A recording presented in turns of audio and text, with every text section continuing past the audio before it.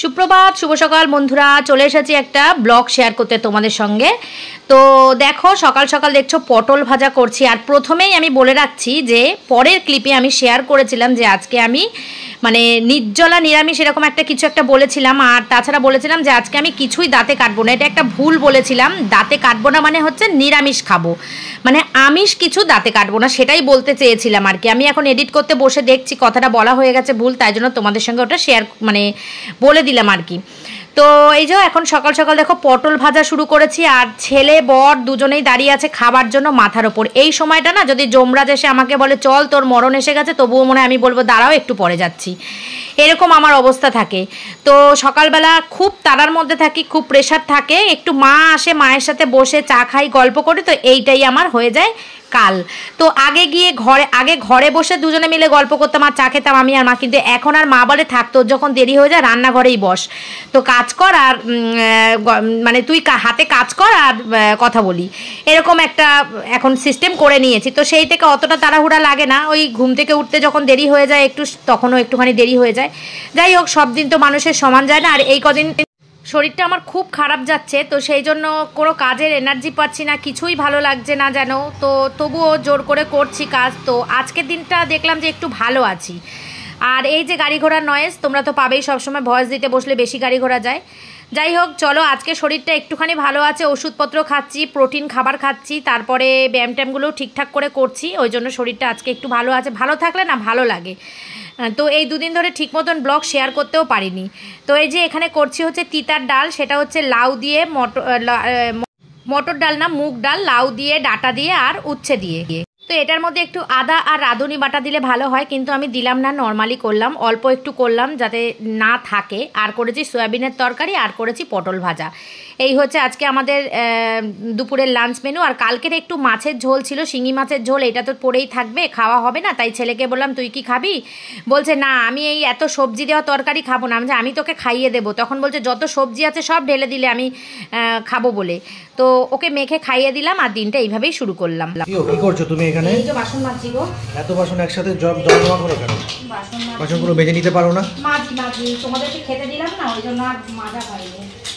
এই বাসনটা মাজলেই হয়ে যাবে, সব কাজ হয়ে গেছে, রান্না বান্না হয়ে গেছে, তোমার খাওয়া হয়ে গেছে, ছেলের খাওয়া হয়ে গেছে। আমি আর খাবো না এখন, লাউয়ের জুস খেয়েছি। আর তোমার ইয়ে করবো, কি বলে, এখন আর খাবো না, এখন একটু প্রোটিন এক্স খাবো।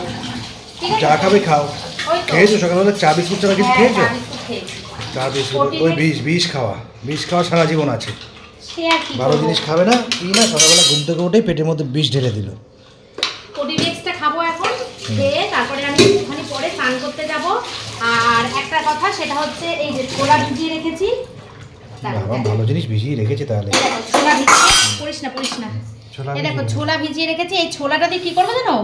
আমার তো একদম মনে নেই যে কালকে নীল ষষ্ঠী। বন্ধুরা, তোমরা একটা জিনিস দেখো, ছোলা ভিজিয়ে রেখেছি, এটা খাবে।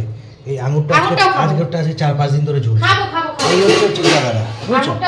ভালো জিনিস দুটোই, আঙুরটা তো বেটার বেশি, ফল যেহেতু এটা 4-5 দিন হয়ে না খাবো এটা আজকে খাবো, আঙুরটাও খাবো।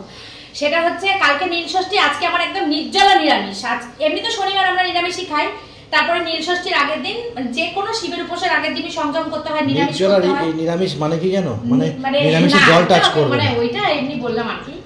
যাই হোক, কালকে নীল ষষ্ঠী, তো সবাই ব্রত পালন করবে নিজের সন্তানের জন্য। আর এখানে আমি কোনো কম্প্রোমাইজ করব না, একটা দানা কিচ্ছু আজকে আমি মুখে কাটবো না। প্লাস কালকে সারা দিন আমি উপোস থেকে সন্ধ্যাবেলা জল ঢেলে শুধু ফল সাবু খাবো। কারণ আমার মাকে ছোটবেলা থেকে দেখেছি যে শিব পুজো করে কোনোদিন আমার মা আগুনের তাপের কোনো জিনিস খায়নি, মানে রুটি ভাত এই ধরনের কিছু। সেই জন্য আমিও খাবো না, আমার দিদিও তাই করে। আমরা ফল সাবু রাত্রেবেলা খেয়ে শুয়ে পড়বো, ব্যাস। এই হচ্ছে কালকের দিনের রুটিন। পরে সেটা তোমাদের সঙ্গে অবশ্যই কালকের দিনটাও শেয়ার করব। তো আজকে এই পর্যন্তই, কারণ এখানে তরকারি সবজি কেটেছিলাম। এই যে রুটি করবো ভেবেছিলাম, কিন্তু রুটি আর আজকে করবো না, এই তরকারি কাটা রয়েছে, থাক, যদি লাগে তো রাত্রেবেলা রুটি তরকারি একটুখানি করবো। অবশ্য না, আজকে রাত্রেবেলা রুটি খাবো না, আজকে ভাতই খাবো, যেহেতু কালকে উপোস করবো।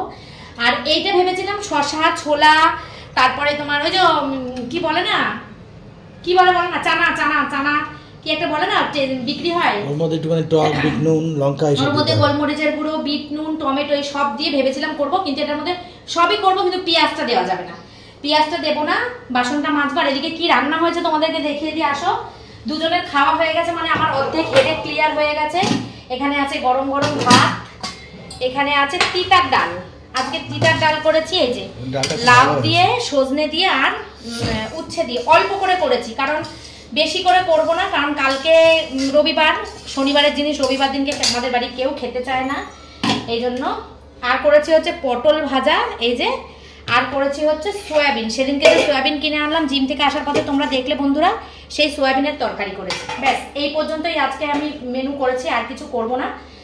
তো রান্না বান্না টুকটাক করলাম, তোমাদেরকে দেখালাম। তাহলে চলো ভিডিওটা এই পর্যন্ত রাখছি। বিকেলে আসছি ভালো ভালো ব্লগ, ভালো ভালো ভিডিও নিয়ে। কালকে আসছি, বিকেলে না, বিকেলে যাবো কেনাকাটি করতে, তো সেই ব্লগ কালকে আসবে।